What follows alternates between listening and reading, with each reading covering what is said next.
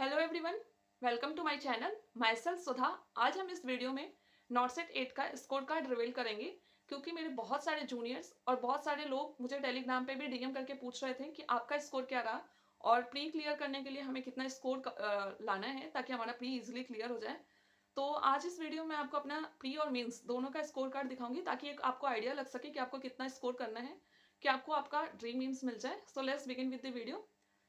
सबसे पहले मैं थोड़ा सा प्रिपरेशन जर्नी पे फोकस करूंगी सो दैट आपको एक आइडिया लग जाए कि क्योंकि बहुत बड़ा क्वेश्चन ये होता है कि प्रिपरेशन स्टार्ट कहाँ से करना है, सिलेबस कंप्लीट कैसे करना है, अगर आपने स्टार्ट कर दिया है तो उसको कैरी फॉरवर्ड कैसे करना है और क्या क्या चैलेंजेस होते हैं। तो मैंने अपना प्रिपरेशन फोर्थ ईयर में स्टार्ट किया था। फोर्थ ईयर के स्टार्टिंग में मैंने ऑनलाइन प्लेटफॉर्म चूज़ किया अपनी प्रिपरेशन के लिए। अब मार्केट में बहुत सारी प्लेटफॉर्म हैं, अब आपको ये चूज़ करना होता है कि आपके लिए कौन सा बेस्ट है। इसके लिए मैंने अपने सीनियर से रिव्यू लिया। मुझे बहुत सारे लोगों ने बहुत सारी अलग अलग रिव्यू दिए थे, तो उन सब के बेसिस पे मैंने चार डिसाइड किया था कि इस चार में से मैं कोई एक चूज़ करूँगी, जिसमें था NNL, concept RNA, Utkarsh nursing classes and RJ career point. ये चार मेरे को बेस्ट लगे थे। अब इस चार में से मुझे कोई एक चूज़ करना था। लेटर ऑन मैंने कॉन्सेप्ट आरएनए चूज़ किया and I never regret about this, क्योंकि मुझे ऐसा था कि मुझे कुछ कॉम्पैक्ट और कंसाइज मटेरियल ही चाहिए था।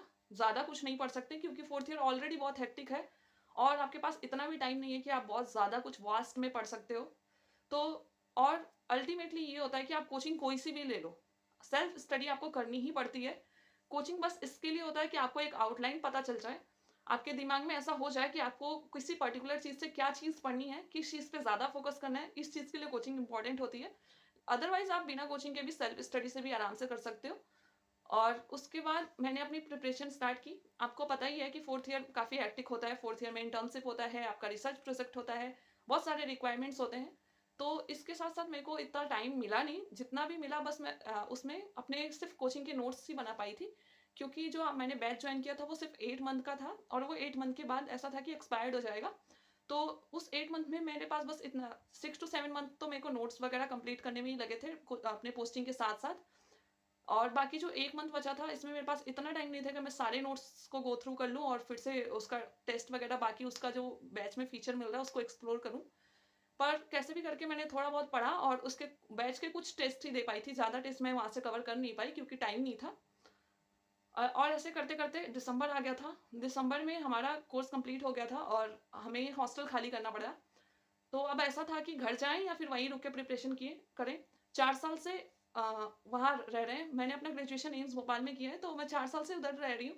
तो अब ऐसा था कि अचानक से घर आऊँगी और फिर पढ़ना स्टार्ट करूँगी, तो सेटल होने में काफ़ी टाइम लगेगा। घर वालों से थोड़ा इंटरेक्ट भी तो करूँगी, इतने दिन से बाहर हूँ।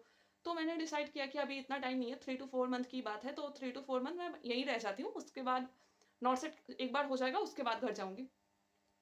तो मैं वहीं रही 4 महीने। और ऐसा था कि उस 4 महीने में मेरे को बहुत सारी डिफ़िकल्टीज़ भी हुई, क्योंकि आप अकेले रह रहे हो, आपको सब कुछ अकेले मैनेज करना पड़ रहा है, खाना बनाना ये सब थोड़ा डिफ़िकल्ट होता है। और एनीवेज़ मैंने अपना नॉर्सेट के लिए प्रिपरेशन करना जनवरी से स्टार्ट कर दिया। जनवरी में मैं बहुत सीरियस हो गई थी कि ऐसा हो गया था कि अब ज़्यादा टाइम है नहीं आपको कुछ भी, क्योंकि आपका जो एग्ज़ाम था 12 अप्रैल को था, तो इतना टाइम नहीं है, 3 to 4 मंथ ही था हार्डली। तो मैंने जनवरी मैंने कुछ वो टेस्ट सीरीज ज्वाइन किया, क्योंकि टेस्ट सीरीज बहुत ज़्यादा इंपॉर्टेंट भी है, क्योंकि उससे आपको पता चलता है कि आपको और कितना इंप्रूव करना है, आप अभी हो कहाँ, आपको अपनी प्रिपरेशन कैसे बूस्ट करनी है। तो मैंने टेस्ट सीरीज ज्वाइन किया और नोट्स भी मैंने सिर्फ उस टाइम अपने इंटर्नशिप के टाइम सिर्फ नोट्स बनाए बनाए थे, उस पर उसको कभी पढ़ी नहीं। तो मैंने उस नोट्स को मेजर और माइनर करके डिवाइड कर दिया सब्जेक्ट। पहले मैंने मेजर सब्जेक्ट कवर किया और फिर मैंने लेटर ऑन माइनर के लिए छोड़ दिया। अब ऐसा था कि फेब में आपका सीआरई का भी एग्ज़ाम था और ऐसा सीआरई के लिए कुछ प्रिपेयर्ड ही नहीं थी, क्योंकि 1 महीने में कितना ही पढ़ लेती। फिर भी ऐसा था कि अब एग्ज़ाम फॉर्म डाल दिया तो एग्ज़ाम नहीं छोड़ सकते, एग्ज़ाम तो देना ही है। फिर मैं एग्ज़ाम देने गई और इतना ज़्यादा सैटिस्फैक्शन नहीं था एग्ज़ाम देके, क्योंकि एक तो वो सिर्फ 2 पोर्शन से पूरा पेपर कवर हुआ था, तो वो भी एक बात थी, और दूसरा कि मतलब इतना प्रिपेयर्ड ही नहीं है उस एग्ज़ाम के लिए, तो ज़्यादा सैटिस्फैक्शन नहीं था। और फिर रिज़ल्ट का दिन आया, मैं उस सीआरई को क्वालिफ़ाई कर ली, पर रैंक जो था इतना सैटिस्फैक्टरी नहीं था। बहुत ज़्यादा डाउट था कि मेरे को कोई मतलब इंस्टीट्यूट मिलेगा भी कि नहीं मिलेगा। तो दिमाग में एक ऐसी बात भी हो गई थी कि अब जो भी है सिर्फ नॉट सेट 8 है, अब ऐसा था कि जो सीआरई का जो आपका रैंक था, उसके हिसाब से ये हो गया था कि आप बॉर्डर लाइन पे हो, आपको इंस्टीट्यूट अलॉट भी हो सकता है और नहीं भी हो सकता है। तो मेरे को दिमाग में एक ऐसी चीज़ें आ गई थी कि अब सीआरई का लेके नहीं बैठ सकती। अब मुझे नॉर्सेट में करना ही है कुछ भी करके। तो फिर मैंने नॉर्सेट के लिए बहुत ज़्यादा ही मतलब थोड़ा एक जज़्बा आ जाता है, तो इंसान ज़्यादा उस पे मेहनत करने लग जाता है। फिर मैं और अच्छे से उसका क्वेश्चन प्रैक्टिस करेंगे, मैंने सिलेबस को बार-बार रिवाइज़ किया, एनक्लेक्स अच्छे से गो थ्रू की। और फिर ऐसे आता है प्री का एग्ज़ाम का डे। आपको पता है कि नॉर्सेट 8 के प्री में टेक्निकल ग्लिच थी, जिसकी वजह से एग्ज़ाम डिले हुआ था। पर उस टाइम ऐसा भी बहुत सारे लोग कह रहे थे कि एग्ज़ाम कैंसल हो जाएगा, एग्ज़ाम नहीं होगा या फिर पेपर लीक हो गया, बहुत सारी बातें चल रही थी सेंटर में। तो वो दिमाग में एक क्योस वो कर रहा था। तो फिर उसके बाद अल्टीमेटली आपको पता चलता है कि आपका एग्ज़ाम अभी स्टार्ट होगा, आपको अभी एग्ज़ाम देना है। और ऐसा करके मतलब थोड़ा माइंड प्रिपेयर होने में टाइम लगता है, पर वो प्रिपेयर्ड ही नहीं हो पाया। और फिर एग्ज़ाम स्टार्ट होता है। शुरू के कुछ सेक्शन में ऐसा था कि दिमाग में ऐसा था कि पता नहीं थोड़ा स्ट्रेस भी है, अभी काफ़ी टाइम से आप वेट कर रहे हो। पर एनीवेज़ एग्ज़ाम दिया मैंने।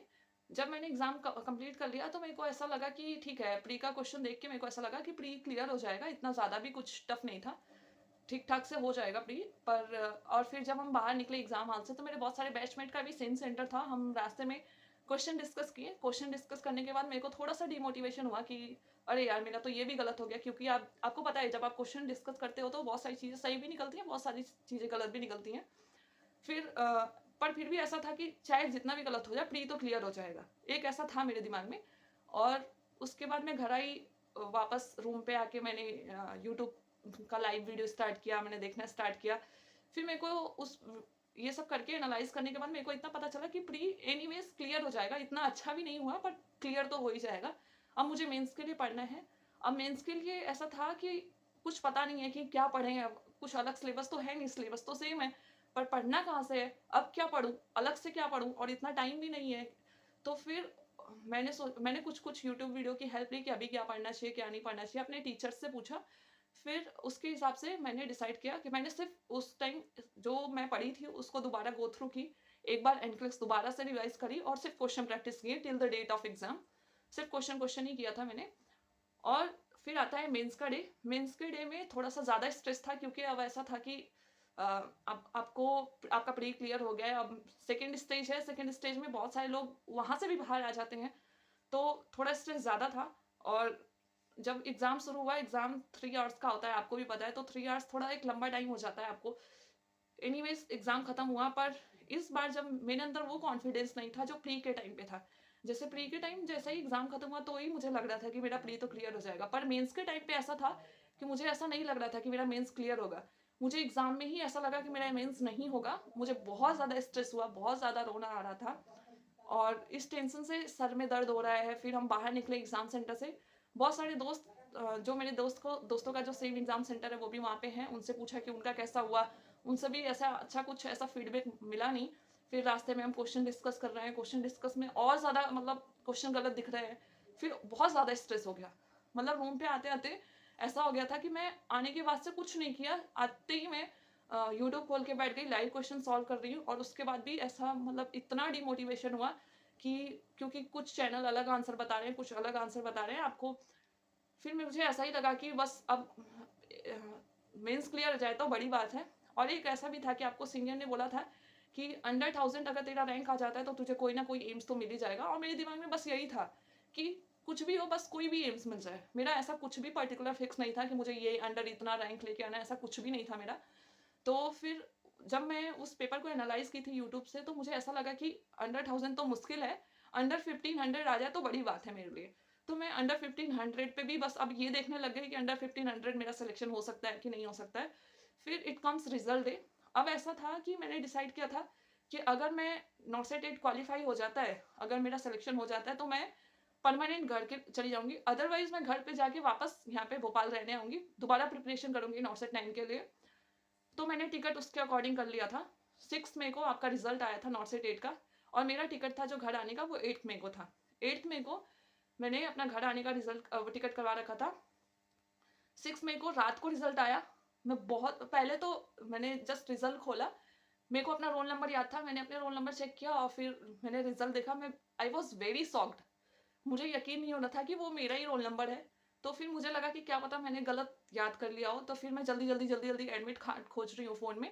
और उस टाइम मैं रेलवे स्टेशन पे थी, किसी को लेने गई थी, और इतना ट्रेन भी आने वाली है, आपका रिजल्ट भी आया हुआ है, आप रोल नंबर खोज एडमिट कार्ड ढूंढ रहे हो। मेरे को एडमिट कार्ड उस इतनी जल्दी में थी कि एडमिट कार्ड भी नहीं मिल रहा था। कैसे भी करके मेरे को एडमिट कार्ड मिला, मैं दोबारा रोल नंबर चेक की, दोबारा चेक किया, मैंने फिर देखा कि नहीं वो तो मेरा ही रोल नंबर है, एंड इट वॉज AIR 419। आपको लग रहा होगा कि इतना भी ज़्यादा कुछ अच्छा नहीं है, but for me it was very unexpected. मतलब मैं ऐसे थी कि मेरा अंडर 15,000 कहाँ 1500 आने वाला है और कहाँ अंडर 500 आप आ गए हो, तो ये बहुत ज़्यादा मतलब मेरे लिए अनएक्सपेक्टेड था, and I was very happy. पर अब ऐसा था कि आप 2 दिन बाद घर ही जा रहे हो, तो फिर मतलब मैं ऐसा सोच रही थी कि क्या घर वालों को बताऊं, मैं घर जाके ही बताऊंगी एक बार। पर मैं उस टाइम जब मैंने रिजल्ट देखा तो मैं स्टेशन पे ही डांस करने लग गई, इतने खुशी से मतलब पागल हो गई थी। फिर मैंने अपने बड़े भाई को कॉल किया, मैंने सिर्फ बड़े भाई को अपना रिजल्ट शेयर किया और अपने एक फ्रेंड को, सिर्फ 2 लोगों को मैंने उस टाइम उस रात को रिजल्ट बताया कि मेरा ये अभी मेरा ये रैंक आई है और मैं सेलेक्ट हो गई हूँ। तो लिटरली आई कैन से कि अगर आपको भी वो खुशी चाहिए ना, तो आप बस थोड़ा सा मेहनत कर लो। नॉट सेट इतना भी टफ नहीं है कि नहीं होगा, थोड़ा सा ही टफ एग्जाम है, आपका नॉट सेट हो जाएगा, बहुत इजीली क्लियर हो जाएगा। अभी अब मैं आपको प्री और मेंस का एक एक करके स्कोर कार्ड दिखाऊंगी। जैसा कि आप स्क्रीन पे देख सकते हैं, ये मेरे प्री का स्कोर कार्ड है। प्री में जो मेरे नंबर ऑफ करेक्ट क्वेश्चन थे वो थे 65, इनकरेक्ट थे 17, और ब्लैंक मैंने जो क्वेश्चन अटेम्प्ट नहीं किए थे वो 18 थे, और टोटल परसेंटाइल मेरी बनी थी 98.95। और मेरा मेंस का स्कोर कार्ड में मेरे टोटल करेक्ट क्वेश्चन थे 111, और रॉन्ग क्वेश्चन थे वो 31, और ब्लैंक जो मैंने छोड़ा था 18 क्वेश्चन छोड़े थे। इसमें मेरे को मेरे मतलब जितना मैंने सोचा था उससे ज़्यादा ही नेगेटिव हो गया था, तो इसलिए मेरे को ऐसा कॉन्फिडेंस नहीं था कि मेरा मेंस होगा भी। और मेरे जो टोटल मार्क्स बने थे 100.67 बना था, और परसेंटाइल 62.91। बस मैं इतना ही कहना चाहूँगी कि बस थोड़ी सी मेहनत करनी है। नॉट सेट इतना भी टफ नहीं है कि आपका नहीं होगा, थोड़ी सी मेहनत आज कर लो, कल जो आपको खुशी मिलेगी वो बहुत ही ज़्यादा होगी। और जो मेरे को अलॉटेड एम्स था वो एम्स भोपाल था, वो मेरी फर्स्ट प्रेफरेंस थी। Thank you. If you find this video helpful, do like, share and subscribe. And one more thing, I am just planning to start 30-day challenge for MCQ series of NOTSET 10. If you want, do let me know.